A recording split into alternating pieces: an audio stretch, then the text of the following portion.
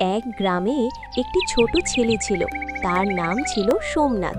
সে ছিল সবার থেকে আলাদা। সোমনাথ সারা দিন মোবাইল নিয়ে পড়ে থাকতো, বাইরে একটুও খেলাধুলা করতো না। বাবু, তুই এখনো ফোন ঘাঁটছিস? একটু তো বাইরে গিয়ে খেলা করতে পারিস। না না মা, আমার এখন বাইরে যেতে ভালো লাগছে না। আমি একটু ফোনে কাজ করছি, তুমি এখন যাও তো। সব সময় খালি সারাদিন ফোন আর ফোন। যা পারিস করগে যা, আমার কিছু ভালো লাগছে না।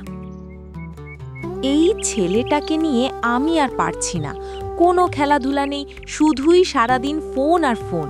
কেন যে ফোনটা কিনে দিলাম জানি না। কি হলো গিন্নি, একা একা বসে কি এত ভাবছো বলো দেখিনি? কি বার ভাববো বলো দেখিনি?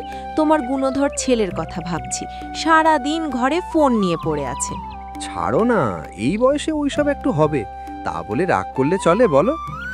তবে হ্যাঁ, আমার কিন্তু খুব খিদে পেয়েছে, যাও দুটো খাবার বাড়ো দেখিনি। এই বলে স্বপ্না খাবার বাড়তে গেল আর বিনোদ একটু বিশ্রাম নিল। খেয়ে দিয়ে বিনোদ বাজারে গেল। বাজারে তার একটি ছোট্ট দোকান আছে। বিনোদ দোকানে কাজ করছে। এমন সময় আরে বিনোদ বাবা, ব্যবসা কিনা কেমন হচ্ছে বল?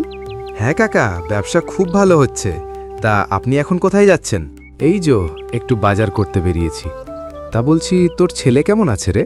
আর বলো না, একটা ফোন কিনে দিয়ে ভুল করেছি। ছেলে এখন ঘর থেকে বাইরেই বেরোয় না, সব সময় ঘরে একাই থাকে। ও বুঝেছি। তবে একটা কথা মাথায় রেখো, ফোন বেশি ভালো না, একটু খেয়াল রাখবে। এবার আমি আসি, দেরি হয়ে যাচ্ছে। হ্যাঁ হ্যাঁ কাকা, আসুন তাহলে। এভাবেই দিন যায়, মাস যায়, কেটে যায় একটা বছর। কিন্তু বিনোদের ছেলে এখনও ঠিক হয়নি। সোমনাথ সারা দিন বাড়িতেই থাকে। তার বাবা মা তাকে অনেক বকে এবং অনেক মারে, কিন্তু সোমনাথ ফোন রাখেনি। তার বাবা বিনোদ বলল, আচ্ছা, আমি বুঝতে পেরেছি, তুই এভাবে মানবি না। ঠিক আছে, দাঁড়া, তোর ফোনটা কিছু হোক একবার, তখন দেখব তুই কি করিস। সোমনাথ তখন কড়া স্বরে উত্তর দিল, যাও যাও, তোমাদের কাউকে কোনো কিছু করতে হবে না।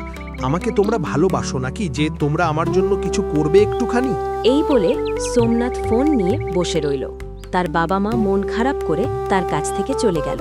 সবাই চলে যাবার পর সোমনাথ মনে মনে ভাবে, আমি কি মা বাবার সাথে এটা ঠিক ব্যবহার করলাম? না না, আমার বাবার কাছে ক্ষমা চাওয়া উচিত।